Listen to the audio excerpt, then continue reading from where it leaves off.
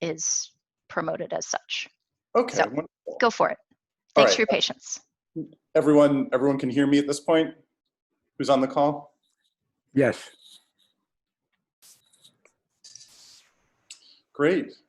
Oh, hey, there's Karen DeCamp. Well, welcome everyone to the launch event for Building Blocks, Stories of Neighborhood Transformation from Strong City, Baltimore. I am Mike Cross Barnett. I'm the Manager of Neighborhood Programs for Strong City, and I'm thrilled to be with all of you today. As many of you know, we were hoping to introduce our book at Neighborhood Institute this year. Of course, that did not happen. So here we are instead. We find ways to be together,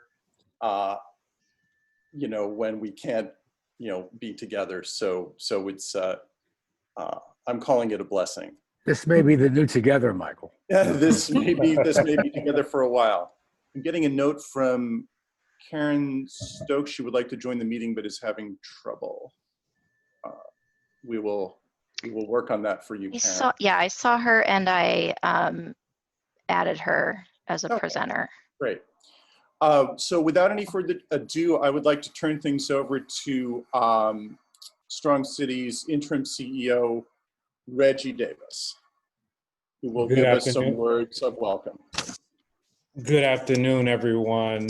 I hope you all are safe and healthy. Let me just say, first and foremost, thank you all for joining us for the Building Blocks, Stories of Neighborhood Transformation from Strong City, Baltimore book launch.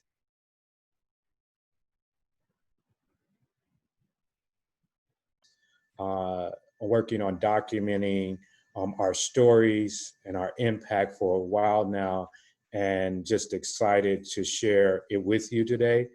I want to just take some time to say a few thank yous.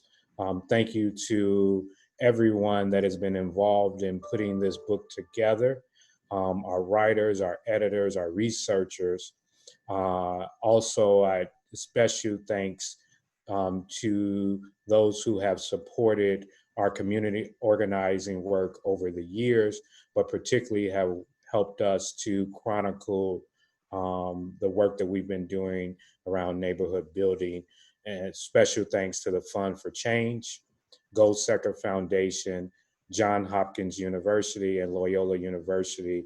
We could not do this without their support. I'd be remiss if I didn't say we're going to use this time to talk about how Strong City has both partnered and tried to support neighborhood change and growth and community organizing, but that work is done by community members and community leaders. And so your work is so important. And so I really do want to say thank you for everything that you do. And we look forward to hearing about the lessons learned from our panelists. So thank you as well. I don't look at this book as simply a book as documenting our experiences, but it really does, I think, provide a exceptional framework for community building and Strong City's approach. Community organizing really is at the heart and soul of who Strong City is and our neighborhood work. And we're really excited and committed to redoubling our efforts and recommitting ourselves to that. And so, again, thank you for everyone. I'll stop talking so that we can hear from the panelists and talk about the wonderful work that they've done. And I think it's so appropriate right now. So thank you. And I'm excited to hear from our panelists and also get questions and comments as we move forward. But thank you for all of your work and support of Strong City, Baltimore. Okay, here. Hey. Thanks for that, Reggie. Can we see the next slide, please? Oh, sorry. Yes. So I just want to briefly walk folks through today's agenda. Light'll be better. I'm going to talk a little bit about what we can expect in this conversation over the next hour.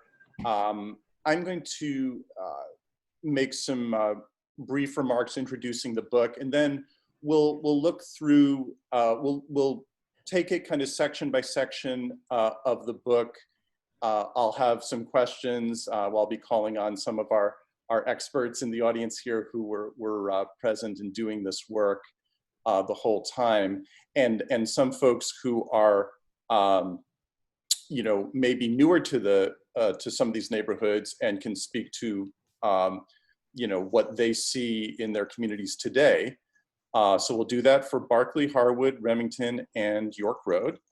And I'll throw in some questions for the group to think about as we go through this this retrospective of Strong Cities neighborhood work. And then we'll end up, hopefully we'll have time for a little bit of discussion at the end, and kind of throw it open and have folks perhaps have the opportunity to have some smaller group conversations about some of the things that we're going to be talking about today. Next slide.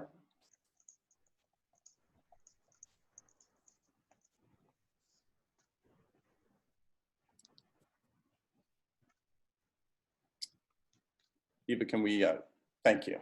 So what's the big idea? So I like to say that Building Blocks is a small book with a big idea. It's about 125 pages long. Lots of words, lots of quotations, lots of stories from all kinds of people, but it really, in a way boils down to a single idea which can be captured in just a few words, as we'll see in the next slide.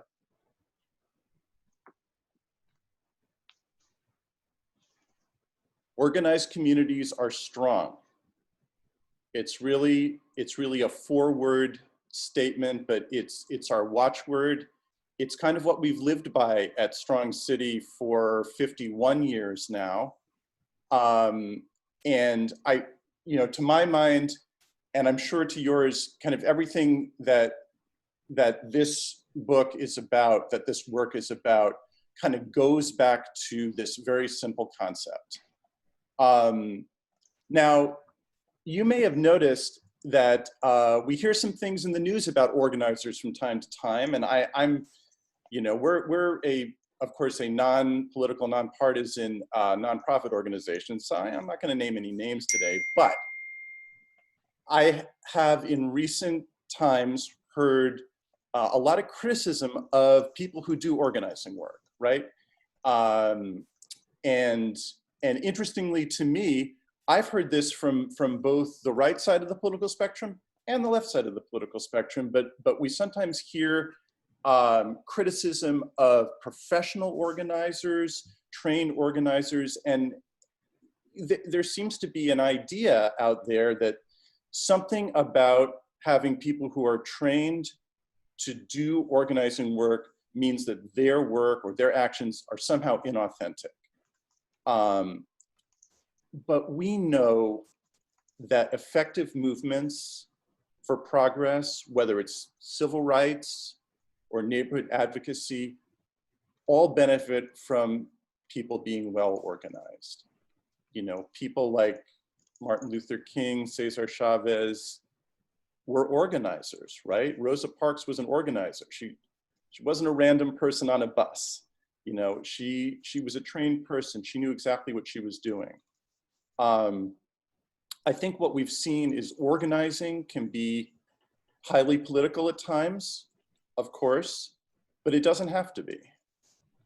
And I think what we've learned, you know, through all the decades of doing this work is that something special happens when community leaders team up with people who have organizing skills, and something happens, something is sparked that would not result from either group working alone.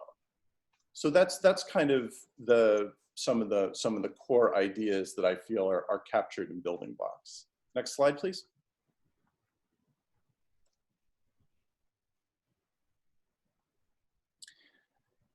I think it's very interesting when we look at what's happening in our communities right now.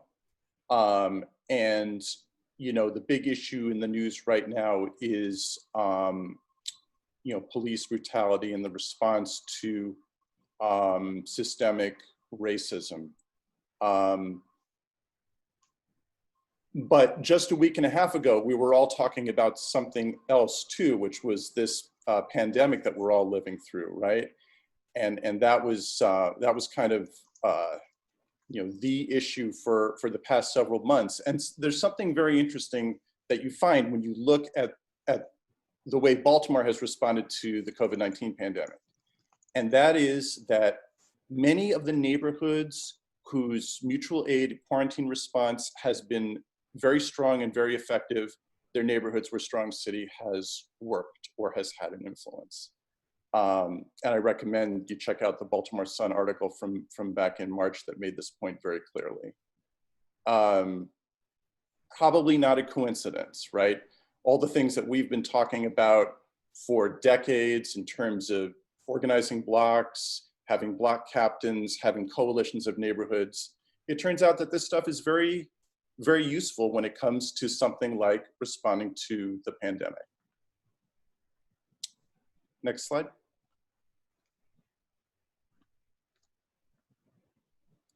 Yeah, okay, so we know all that, but why write a book about it? So this book has been a labor of love. It started several years ago and has passed through many hands. And I wasn't present at the beginning of this book, but I have, it's fallen to me to sort of be the main writer and editor of it over the past couple of years and to bring it over the finish line. So why do we write a book?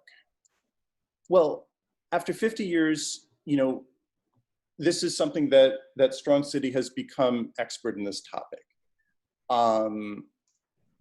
Over time, memories begin to fade. Our work has not always been well documented.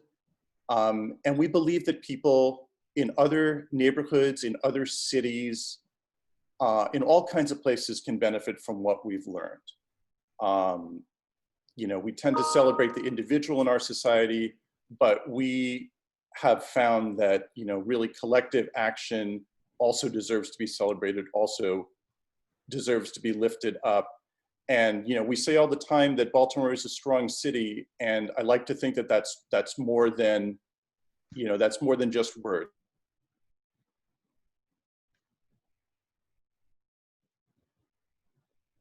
You know, there's truth about what we say about Baltimore. Next, please. So as we talk about these neighborhoods and as we read about them in the book, of course, one of the things that makes Baltimore beautiful is that we have 278 neighborhoods, and every one of them is unique. Every one of them, you know, is special in its own way. What we've found in doing this work is that effective neighborhood organizing almost always comes down to a few things that are the same. In all of these cases, Strong City has worked to identify and promote neighborhood leaders, you know, people who want to help and serve their communities, you know, but maybe they don't know what to do, or maybe they don't know, you know, how to get involved. In each of the cases described in this book, you know, there is a neighborhood association, but maybe that organization needs some help. You know, maybe it needs a little love. Maybe it hasn't been as effective as it should be, or maybe there is no effective organization at all. And so that's something where an organization like Strong City can help. And in all of these cases as well, or certainly most of them, having a written document is absolutely essential, because we've seen, and we talk about it all the time, this work can take 10 or 15 or 20 years to get done sometimes. Things change, people move, but when you have your plan written down and it's a plan that's informed by community consensus, then you have something that's lasting, something that stays and keeps the community grounded in the kind of change that people want to see. Next slide. I'd like to ask everyone to keep a few questions in mind as we talk and think about this work that Strong City and community leaders have done. One question is, what does it mean to be an organized community? What does that mean to you? It's such a broad term in some ways, but is it something that each person, each neighborhood defines for itself? What does it really mean? And if change takes a long time, how do we keep that momentum going over time? How do we keep people activated and excited and involved to do this work, which sometimes doesn't show the results that people want to see for years at a time? Maybe the biggest question of all is, in the end, is this work that we did, is it successful? Is all the hard work worth the effort? And if so, are these truly things that can work in other places, or are they too specific to Baltimore?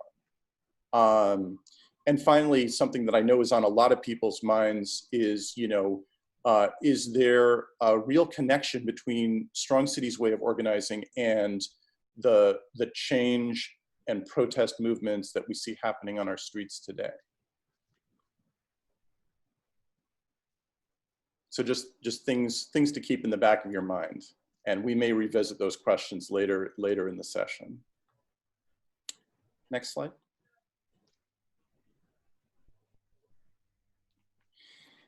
So the first neighborhood profiled in this book is the neighborhood of Barclay. And I see we have some Barclay leaders on the call today. It's nice to see you, Ms. Connie, some other folks. I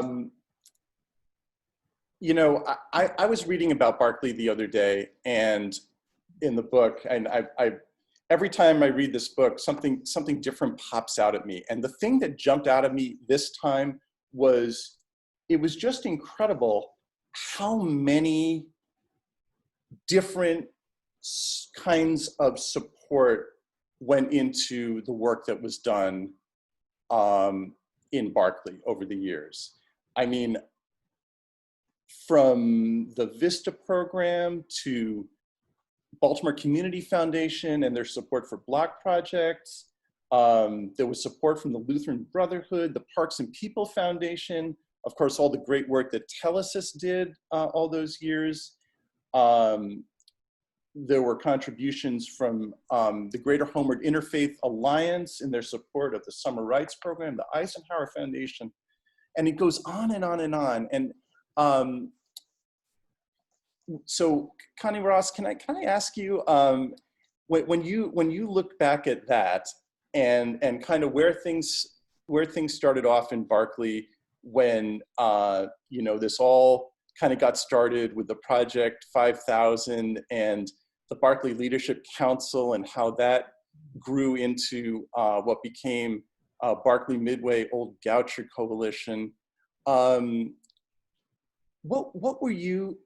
Could you have imagined that things would, be where they are today, and that so many different people, different organizations, and different entities would have been involved, and would have wanted to be involved in working, to support Barclay?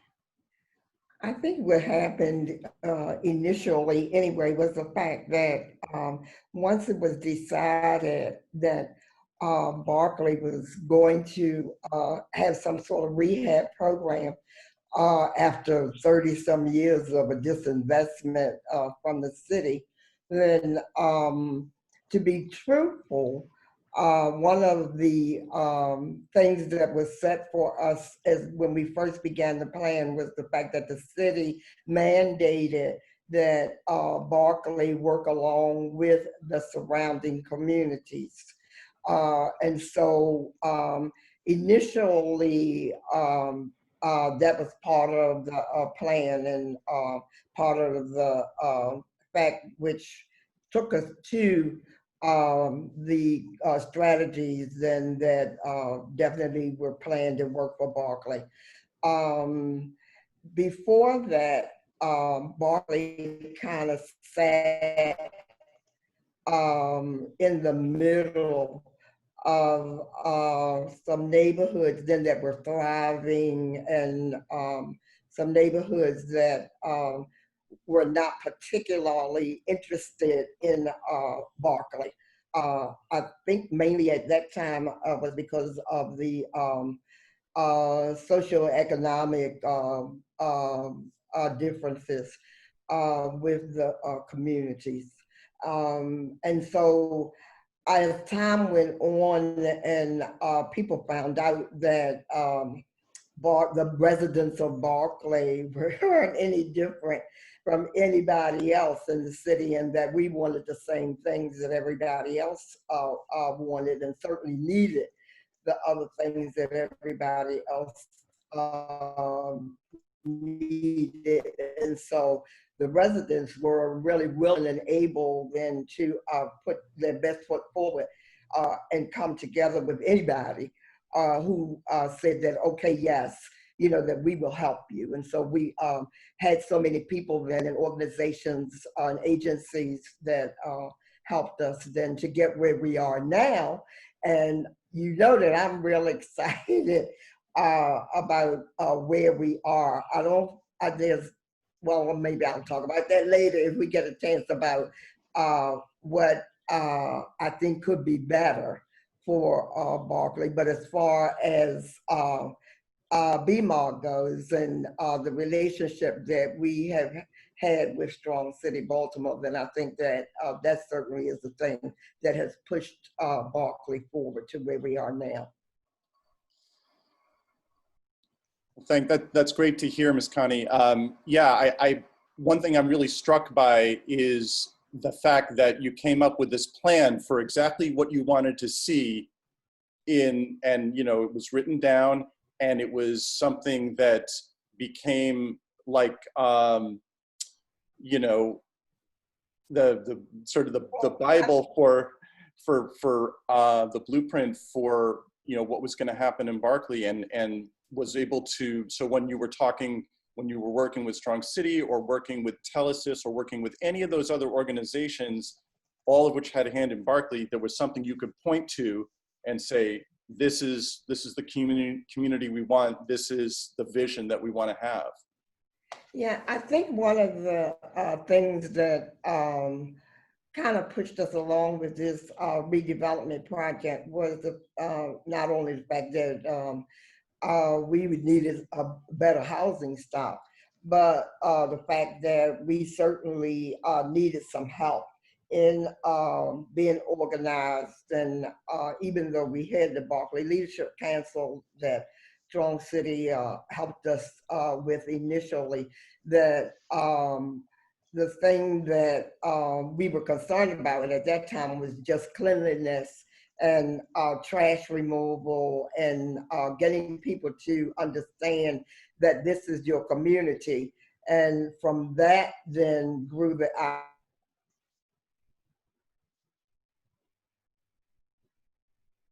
making plans and deciding then what it is that we want to do not want in our community. Yeah.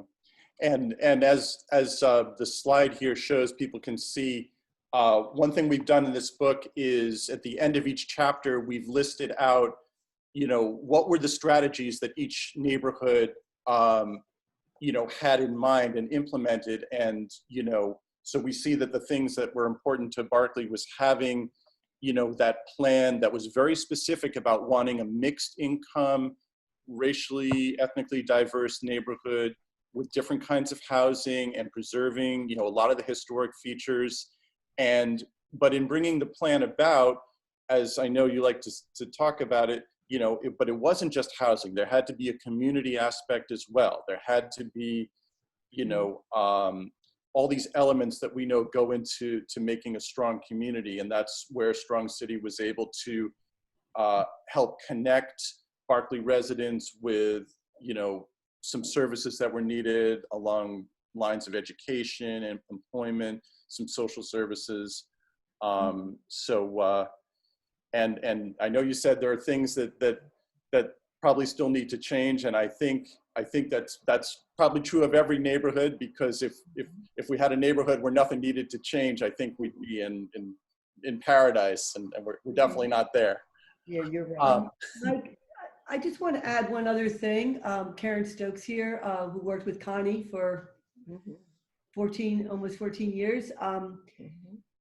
It's important, this written plan, Connie was the leader in this community, and she had 4 different mayors. I mean, Martin O'Malley, Sheila, Stephanie Rawlings Blake, and Catherine Pugh. And if this wasn't in writing and people didn't really stick to that vision, it would have been lost. So I think, and between Connie's leadership and the fact that there was a written plan that we would keep going back to, even as new people moved in, was really helpful. Yeah, great. It's a great point, Karen. Thank you for that. We could talk about Berkeley all day, but we have some other great neighborhoods to get to here. So let's look at the next slide, please. Great. So welcome to Harwood. I find it interesting. Harwood is the smallest, geographically smallest neighborhood we document in the book, but it's actually the longest chapter. And I think that's because there's so much to say about Harwood. This is the neighborhood where all the pieces of the puzzle of how Strong City does its work came together. You know, everything from the work that we did for years, actually decades, at the Barclay School, going back to work that was being done by AmeriCorps Vistas there back in the 1990s and 80s. You know, of course, we did work with the Harwood Community Association, strengthening their capacity and offering fiscal sponsorship there. We had our Healthy Neighborhoods block projects. There was event organizing, which I know Hannah Gardi there had a role to play in that. You know, the block captain trainings. You know, Peter Duvall is on this call and hopefully can talk a little bit about some of the code enforcement work that was done and how critical that was to a neighborhood like Harwood, which at one time had a serious problem with abandoned houses. You know, we're looking at a picture that I think a lot of people will recognize this artwork as that of Tamara Payne. This is the Butterfly Project, you know, created by Tamara Payne and installed by Ryan Parnell, who's an amazing community-minded contractor. And Tamara, are you with us? Yes, you are. Yes, I'm here. Can you hear me? Yeah, thanks. I'm here. So Tamara's a special person at Strong City, and for many reasons. You know, you know, the book cover. This is Tamara Payne artwork right here. It's a lot of people will recognize this mosaic is the facade of the Barclay School, and a lot of people, you know, may encounter some of this work of Tamara's like by accident driving through it and not know what it's about, and they see it and they may wonder like, oh, what is that? You know, why are there butterflies in those buildings, and why does this street, you know, have such beautiful mosaic signs and flower boxes and so on? So, Tamara, what put it in your head to do this? You know, you know, you've been a resident of Harwood for how long? It's been 13 years now. I just realized that yesterday. Yeah. So, what led you to make your mark on this neighborhood in a literal sense? Well, I can say originally this was not my plan. It definitely, I think as you put into words, I feel like that I'm living in a dream. Being a Baltimore City school educator, I moved into Harwood in 2007. And I was more focused on the house originally. Didn't know too much about East Baltimore, but I am a native of Baltimore. Growing up in a Baltimore City community, Northwest Baltimore. And I even realized in me in the last probably maybe 5 to 10 years being a child, I was raised in a very nurturing community where we were active. So in moving around here, I just looked at it as a blank canvas. My first initial, I guess, thoughts were to just invest in my house. And then when I realized that there were so many other vacant houses, then I just kind of just started spreading the seeds. And I didn't necessarily know people around here. I don't know if I necessarily originally had the desire to really, venture out and meet some of the neighbors because it was people were a little bit sketchy back then and not so nice all the time. But I started investing in my exterior of my home. And then from there, people started asking questions about whose work was it and, what kind of work that I do. And then the next question was, since, working in Baltimore City Public Schools, I don't have a lot of money, but it's where could I get funding?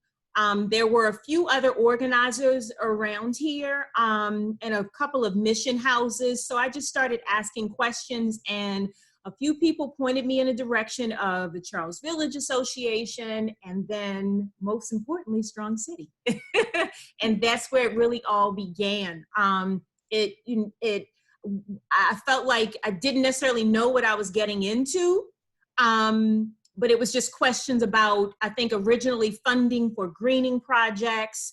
But when I realized that we have a diverse community around here, as well as, we have a lot of young professionals, but then we have a lot of seasoned people around here, and not everyone could afford. That's when I started really seeking out, how can I make a way so that everyone could get a piece of the pie, which were the mosaics. It's wonderful. We have a series of lessons learned at the back of the book. And one of them that we like to talk about is the importance of physical improvements, public art, murals, greening projects, little things, or sometimes not so little things that people can look at and point to and say, hey, that makes me feel good about my community. That's a sign that people care about this neighborhood. And that's obviously something that you've been able to do in Harwood. Well, I think originally, it was my notion that I started working on all of the mosaics, but then the question came up, I want to say 3 years into living here, I basically quit my job and in my, I guess, my thought process, it was, how could I become a better community artist as well as leader? So then that's when I went back to MICA in grad school. So part of that program, that's when I really started partnering with Strong City to really solidify, one of the first projects the larger projects that I did, which was the Barkley mural. We had already since then did the community sign on 25th Street and done the smaller projects. But I think my thought process was, how could the community become more invested, and pretty much the youth? So that's when I started creating more of the grant projects based around community involvement and doing the workshops. So I have to turn for a moment to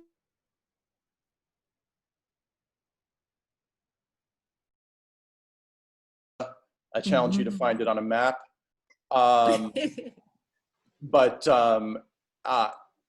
Hannah, I think I want your perspective on this Harwood story, because you saw it from the perspective of a community organizer on the ground, you know, doing that nitty-gritty work of kind of trying to figure out what was going on in this community, who were the people to talk to, what were the issues, you know, all that listening. But then you had a very different role later on, related but important. So tell us a little bit about what you were seeing in those early days in you working in Harwood.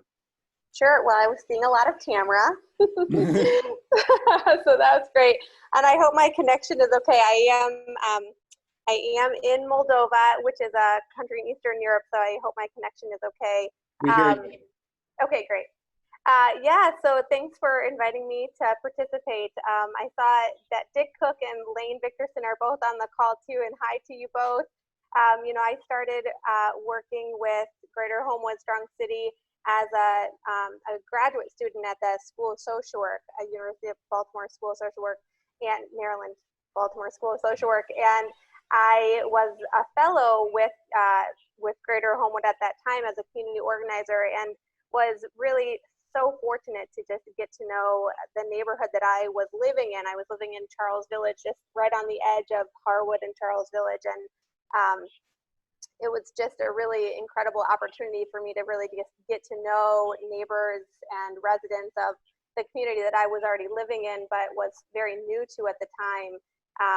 And, you know, when I was starting there, there was just a spurt of violence in the community that in Harwood, where we lost a 16-year-old due to gun violence, and it was a really, really hard time in the neighborhood. A lot of people were just feeling really, really hopeless, and you know, I was really aware of the fact that that wasn't my lived experience at the time, and so we did a lot of listening at the time to just really better understand what the residents were looking for, where the assets were, who was, you know, eager to be involved and take a leadership role.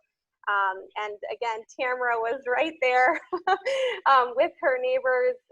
And we were, you know, I will never forget, we decided that we were going to organize a block captain training early on in that time. And Tamara, you were there, and, you know, I think we had 13 different residents that showed up to that block captain training. And it was really interesting, because before we could actually do the training, we really needed to just unload. Everybody needed to be able to process where the neighborhood was at that time. So again, I feel like I didn't do much talking. We just did a lot of listening so that we could really just hear where each block was at, because every block was experiencing what was happening in that neighborhood really differently. And I see Tamara shaking her head, because I think that was really a huge start, I think, for just rebuilding the trust in that community, because block from block, there was a very different lived experience.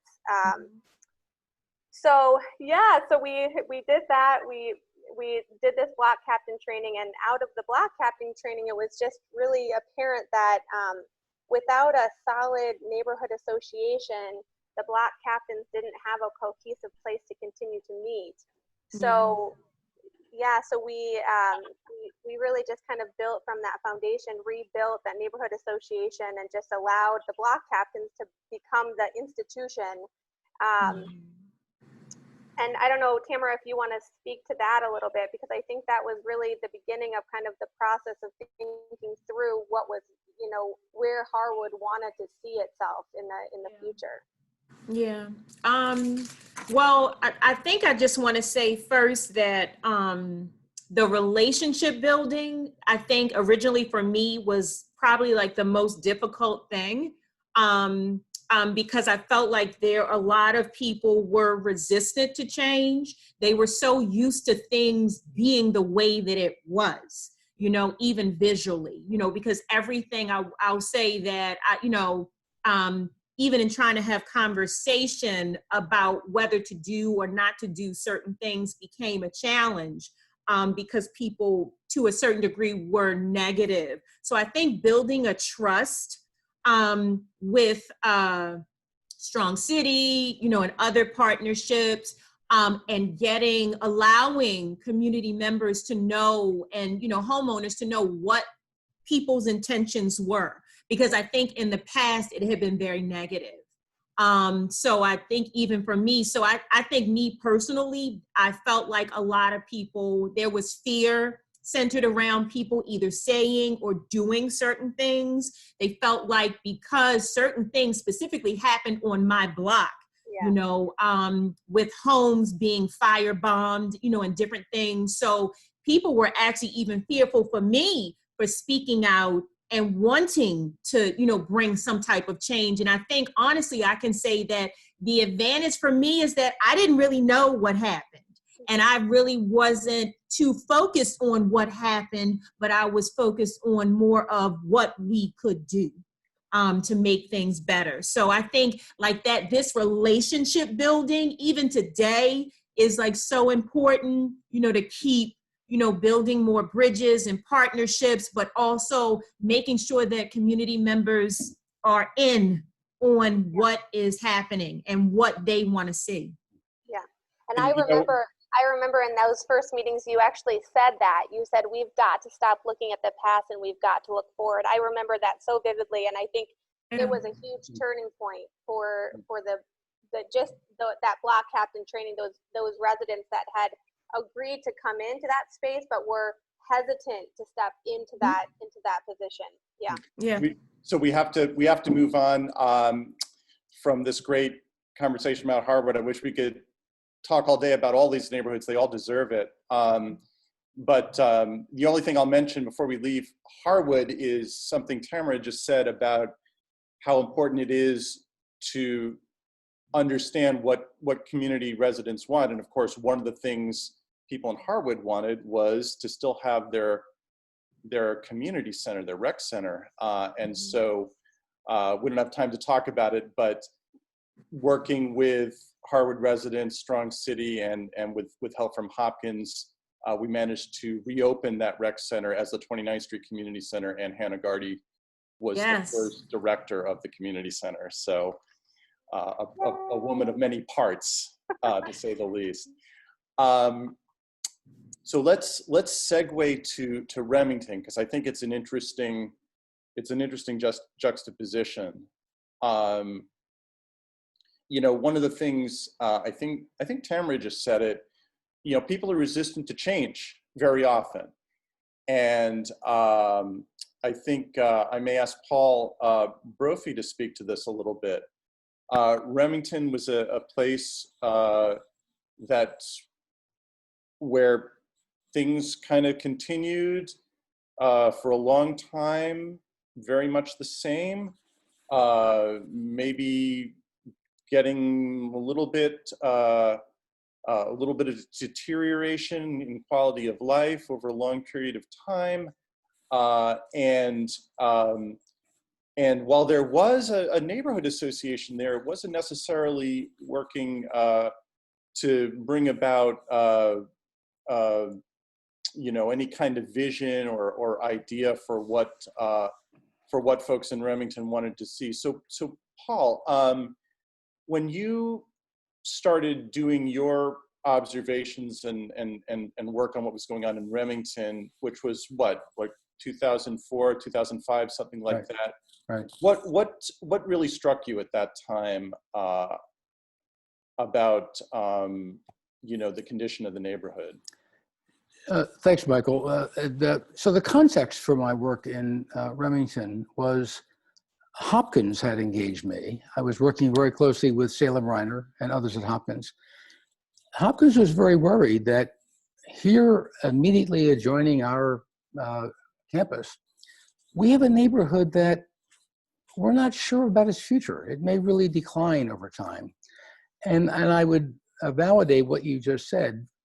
Remington was one of those neighborhoods that I've encountered through my career that was kind of strong enough to stop anything it wanted to stop. But it didn't know what it wanted to do. It didn't know what the yeses were. It only knew what the nos were. And so I recommended that an organizer be hired to help Remington develop its own vision, just as we've heard about Harwood, just as we've heard about Barclay. Comes from a long background I've had. I spent 18 years in Pittsburgh, 10 of which were in city government. I basically had a combination of the director of housing job and the director of BDC's job. And I found from the vantage point of local government that I could succeed better at improving neighborhoods if I had a strong, organized partner at the neighborhood level. Some mayors were afraid of that kind of thing. The mayor I was working for wasn't. He really believed that strong, organized neighborhood groups could be an ally working in partnership between the city and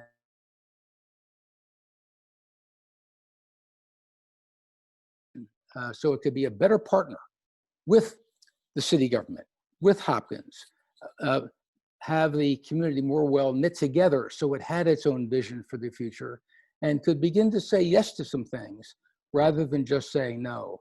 So very simply, my background really oriented me toward recommending that Remington get organized more than it had been, because I believe that an organized neighborhood is better for the neighbors and better as a partner with others who have an interest in what the future of the neighborhood is going to be. Great. Thank you for that. Yeah,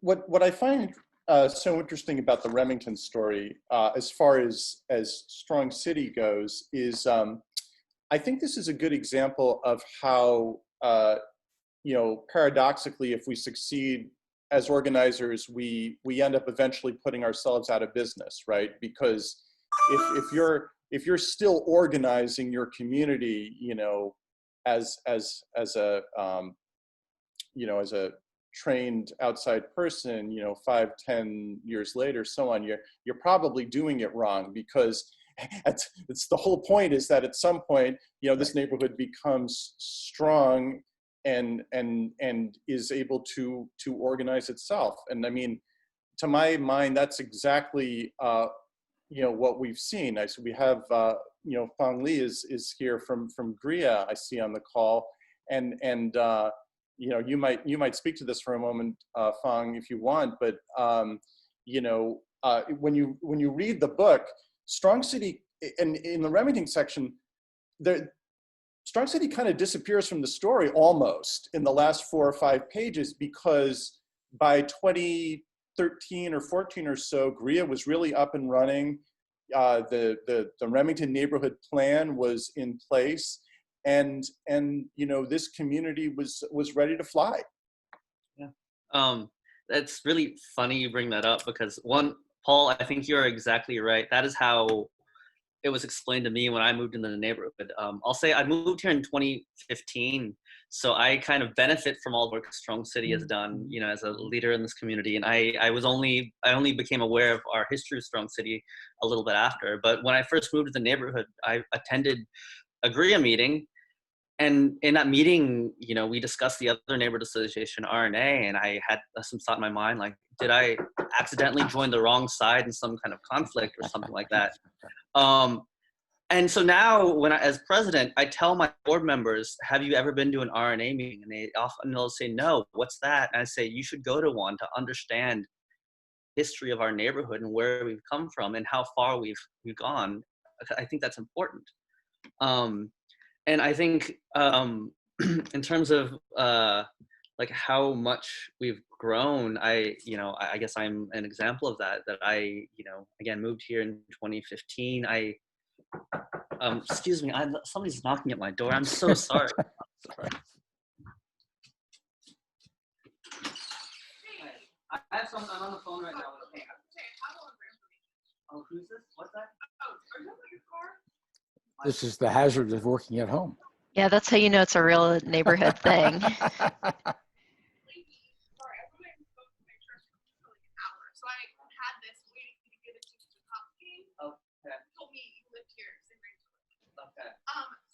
She was apparently driving down the road, hitting a cat and ran right into my car. Sorry, I was muted. I was just going to say, while we were waiting for Phong, that yeah, sometimes we have this issue in organizing of, funders want to, want to know, well, like, where are the results? And they want things to move fast, but neighborhood organizing work doesn't move fast. But if it works, eventually it does become self-sustaining in the way that funders want. So anyway, just a side observation there. My apologies. Apparently somebody hit my car, and they just handed me a bunch of information. It's all worked out, but that's why they were knocking so aggressively. Do you need to go deal with that? No, it's okay. I'll do it later. It's all done. And but what I was saying, sorry, before I left was, when I came into the organization, we had so much strong.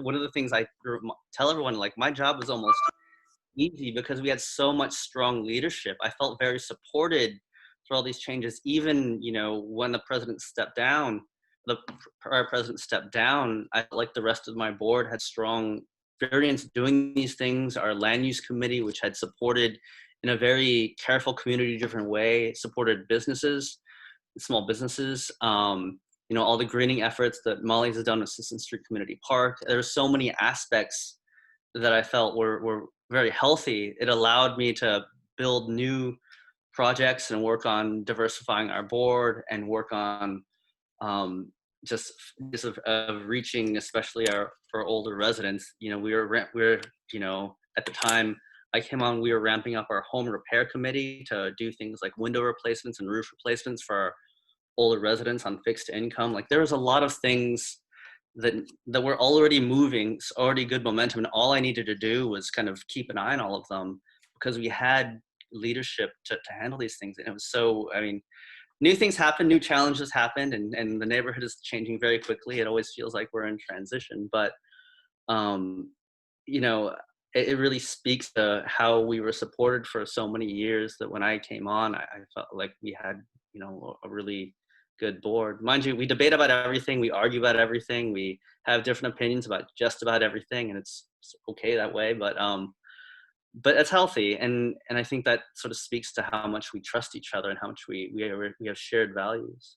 One last thing I wanted to say that Karen brought up, and you brought up as well, Mike, about our master plan, which was finally approved by the Planning Commission in February of 2018. It was a 10-year process. I just took a look at our the other day about our I guess the end of this was supposed to be 2027 in our goals, and I'm just thinking about where we are right now with everything going on and these goals, these ambitious goals we set for each other, and I'm not quite sure how we're going to get there, but some of them we are doing in terms of making our neighborhood more walkable and helping residents who want to stay here do so, even though might have some financial issues. But well, things moving, but it never feels done. Okay. Thanks a lot, Phong. I want to make sure we have at least a little time to talk about York Road. Can't forget about York Road.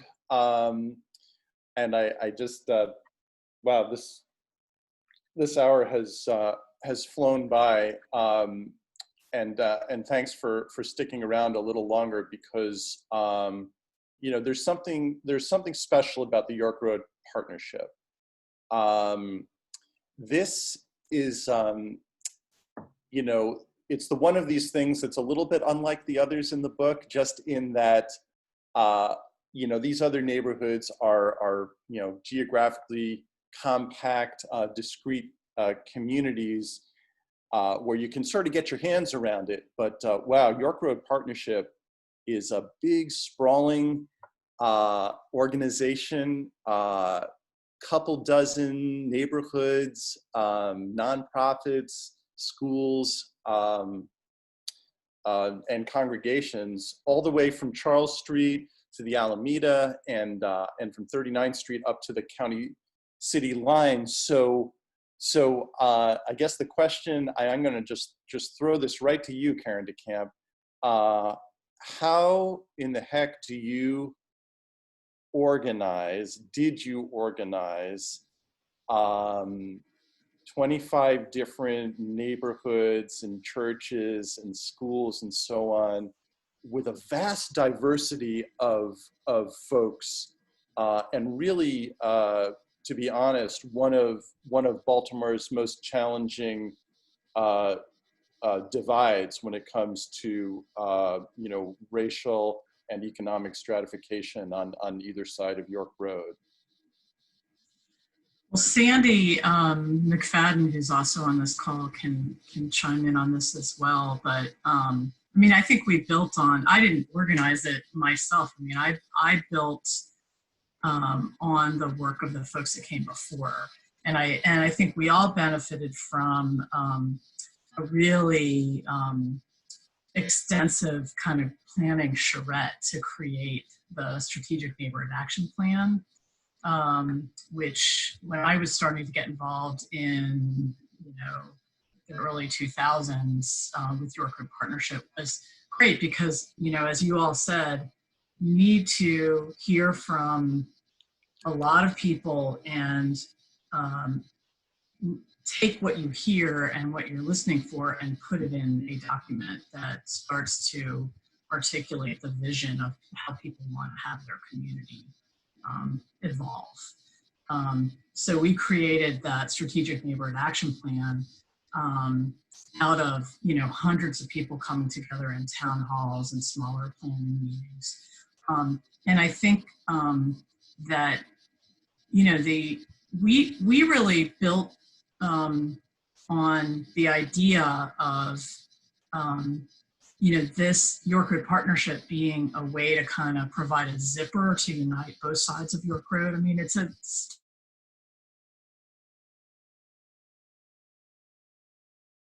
neighborhood demographics. It's right up and down York Road. And so we saw ourselves as a way for people from, the black side and the white side of York Road to come together and work on issues that we all cared about. And then use our power collectively to work on issues that we all cared about. So whether that's, vacant homes, whether that's, public services, whether that's liquor stores and the crime and grime that they attracted. So we were able to take on these issues and support individual neighborhood issues with the collective power of all of the neighborhoods and the institutions. So I don't know, Sandi, do you have anything else to add to that? Before you do, I should have mentioned that Karen DeCamp, for those who don't know, is Radnor Winston resident, former neighborhood president and York Road Partnership president, and of course, for many years, a leader at Strong City Baltimore, leading neighborhood and community programs. So someone who has been on all sides of this, and Sandi McFadden as well, is someone who has been so deeply embedded in the Govans community in York Road for so many years. I'll just mention that Sandi's our Govans school community coordinator, and when I went, Sandi gave me a tour of Govans school a little while ago, and as she was touring me around, it was hard to take the tour because every room we went into, a cluster of children would come around and they had to get a hug from Miss Sandi. So I have a feeling that's just tells you a lot about her and her work. But Sandi, please share from your perspective on what Karen was talking about, from what you've seen. What has been the importance of having an entity like the York Road Partnership in being able to, bridge some of those divides she was talking about.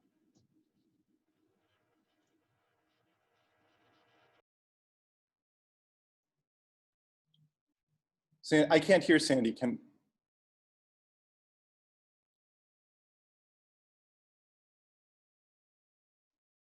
anyone hear her? Cannot hear Sandi. She's not muted on my end.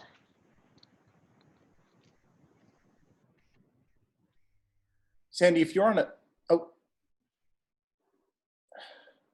oh darn.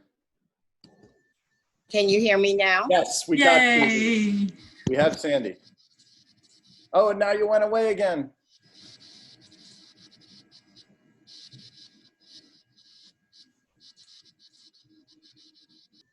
Can you hear me now? Yes. No. Yes. Can you hear me? We hear you. Yes? Yes. Yes. Okay. All right. Good. Okay. One of the things that you said, Mike, I think at the very end of your comments was when we go into a classroom and the children are so excited always to greet visitors, but I'm pretty excited to greet them as well. And I think that, and I say that simply because that's the real motivation, I believe, that kind of continues my momentum. That was one of the questions that you asked, because community organizing is a long-term, full of ups and downs, disappointments, high points, low points. But what keeps me moving is the faces of those children and the families that they come from in this neighborhood and actually across our entire city. I've been organizing for a long time. And this corridor, and frankly, this entire corridor from North Avenue all the way to the city line here, which ends the York Road partnership area, has actually been my organizing target. Ms. Connie knows that I was the executive director of the Midway Barclay CDC for a number of years, where I met her and worked with her, and worked with the Franciscan Youth Center. And I was a part of the initial meetings when Telesis came, along with St. Anne's Church with Sister Jean Baresha.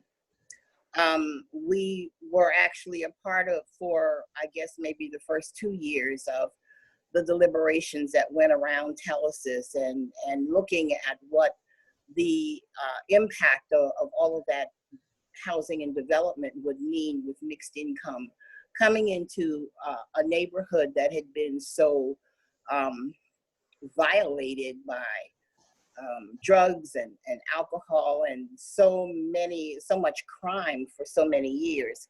And that was the beginning. Going all the way up the corridor and to York Road, I was a community organizer for GEMS, which was a CDC on further up, right above, I guess, 39th Street. And GEMS, organizing with GEMS, actually introduced me to the York Road Partnership in its very early days, which preceded Karen. And it was seen, frankly, in those days as a very exclusionary organization. And it operated, quite frankly, to the benefit of those who were really on the other side of the tracks of York Road. It was an organization that many of our communities that are now a part of the York Road Partnership did not want to be a part of. There's been quite an evolution of the York Road Partnership, and I would have to say that once Karen got involved with the York Road Partnership as it was before all of this, before we are where we are now.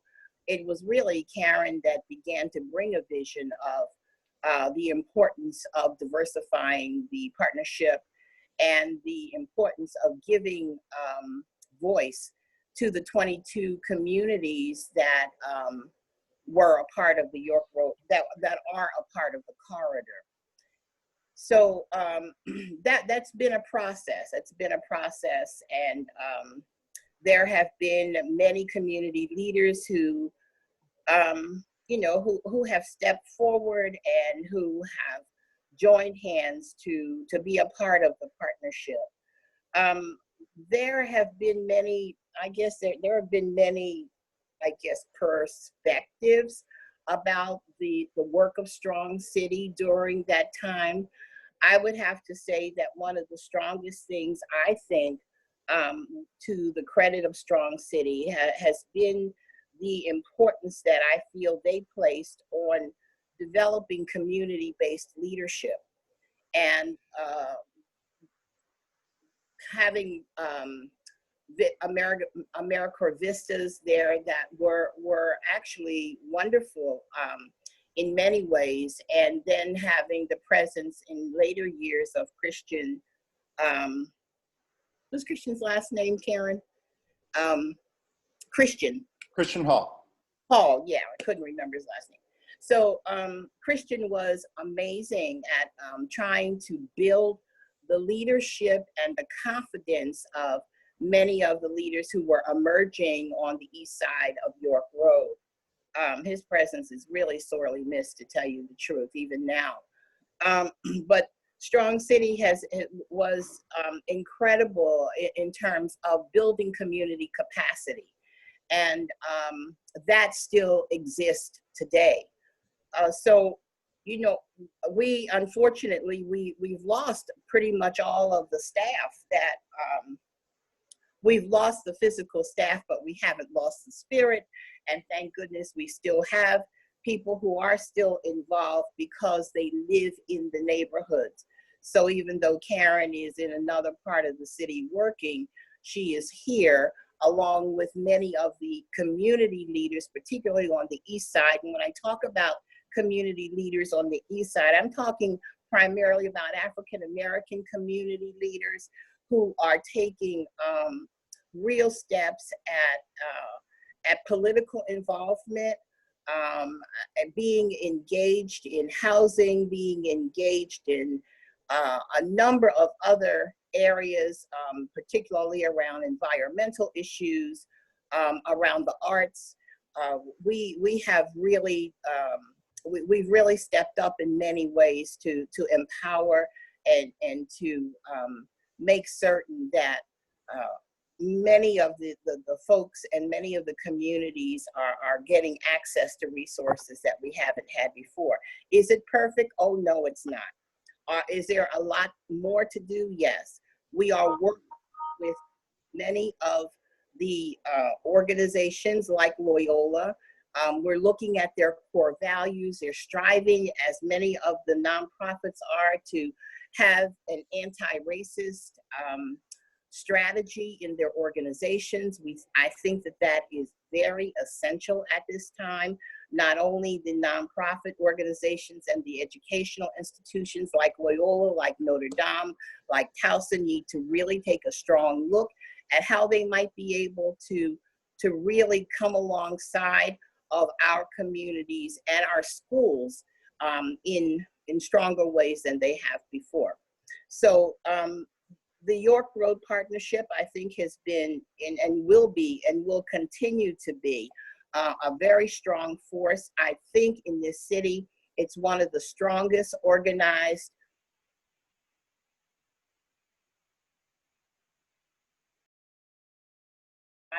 like I said, it's not perfect, but that is where we are. And I think that we have to continue to look at ways that we work together to empower each other more than we have in the past. I think in light of what's been going on in the last couple of weeks with George Floyd and the numerous demonstrations we've had. We have seen demonstrations on the west side of York Road with colleagues and friends and people who we don't know, protesting in Guilford, protesting in Homeland, in Roland Park. I mean, that to me is just like miraculous. So but we need to be prepared. We need to be prepared as an organization. We need to be prepared at York Road Partnership as well as Strong City Baltimore to be able to direct the questions, the energy, and the need for people to be involved. They want to be involved.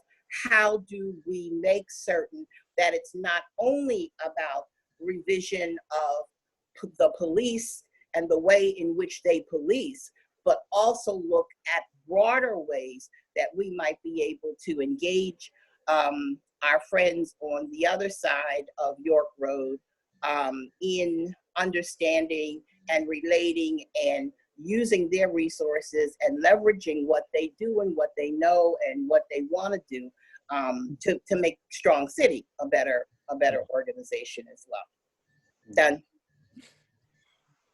Sandi, thank you so much for that, everyone. Voice of someone who has been doing and caring about this work for quite a while and knows an awful lot about it. We do appreciate it. And I appreciate all of you who have stayed. We've gone over time, and I want to recognize all the folks on the line who have stayed with us this whole time by giving an opportunity for just having a few minutes of questions. If you have any brief questions for the folks who have spoken, or brief comments about anything that you've heard today or been moved by in reading the book, we will do our best to get some voices. Yeah, so I can talk a little bit about how this works technologically. You should, in your participants panel next to your name, you should see it's like a blue hand to raise like that. So if you hit that button, that'll pop up it might say raise hand. That'll let me know that you'd like to talk, and I will set that up on this end so that we can hear you. So if anyone has questions or comments, you can do that. You can also type it into the Q&A, which is along with all of the other Zoom controls, should be one of the options in the bar at the bottom.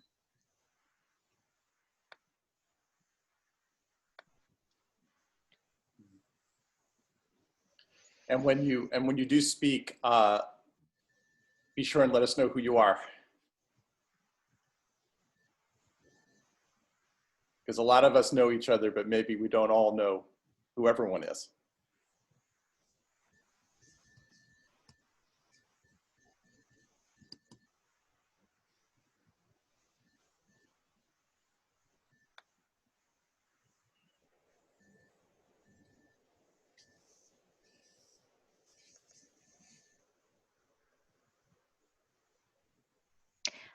And if you're having any issues with the tech, feel free to also write me a chat in the chat panel.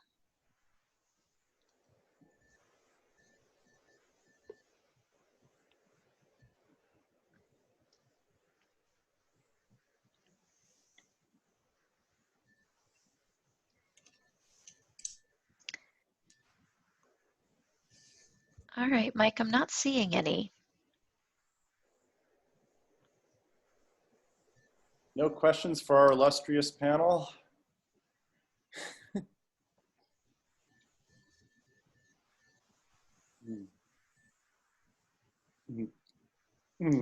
Peter Duval, do you have anything you'd care to add to this conversation?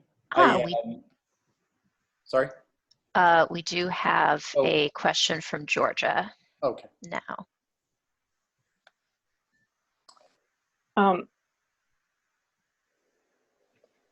It's actually not a question. My name is Georgia Smith. I am chair of the board of Strong City Baltimore. And in reading the book and listening to you all again today, I really want to thank you for everything that you've done. It reminds me what I love about Baltimore so much. And I'm extremely grateful for the years. I know it has taken a long time, but the years that you all have put into the work that you've done to make Baltimore a better place for everyone. And I really do applaud your efforts on behalf of everyone. So I just wanted to say thank you.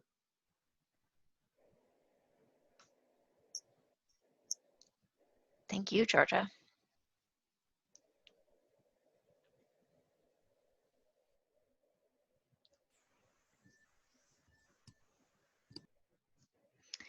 All right, I am still not seeing any hands raised or chats or Q&A requests.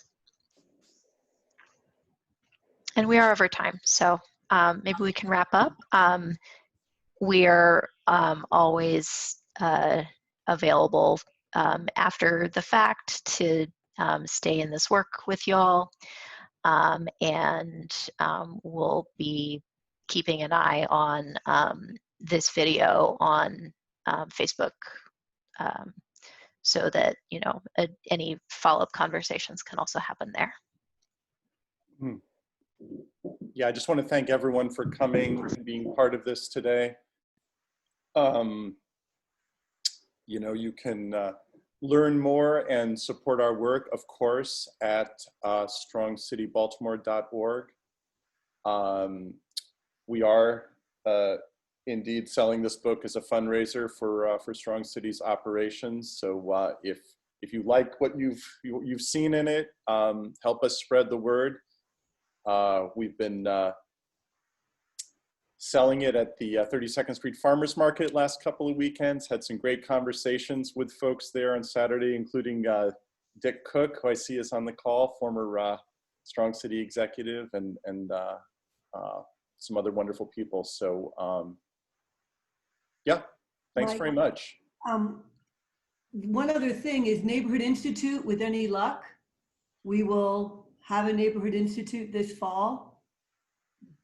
And this book was supposed to be rolled out then. So it'd be great for people on this call and others to encourage people in their own neighborhood to both get a copy of the book and attend your Neighborhood Institute in the fall. Well, I'll just say that we're working very hard on figuring that out right now. And although we might not have a live event this fall we may not be able to do that, unfortunately, Karen, but we will be having some sort of presentation of content perhaps in a different way. Mm-hmm. So definitely keep an eye out for that. Great. But we haven't made an official announcement about any of that. So that's more will be revealed.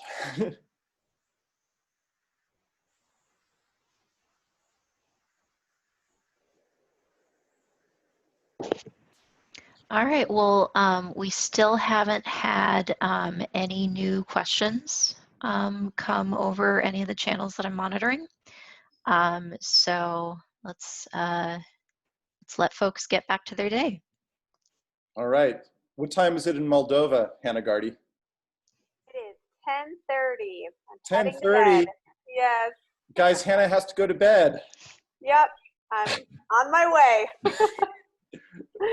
It was great to see you all. I have to say, it's hard to be away from Baltimore right now. I certainly want to be there with you all. So it's been wonderful to be having a taste of Baltimore through this conversation.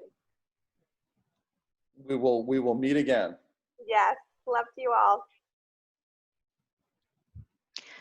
Okay, bye-bye everyone. And the recording will be sent out very soon. So have a great rest of your day. Thank you. Thanks a lot, everyone. Bye-bye. You, Mike. Wonderful job. Oh, thanks, Sandy. You're great too. Yeah, thank you, Mike. Reggie. Thanks, Tamara. Thanks to Thank you everyone. all. Thank you, Eva. Yes. No problem. Let's hear it for the tech.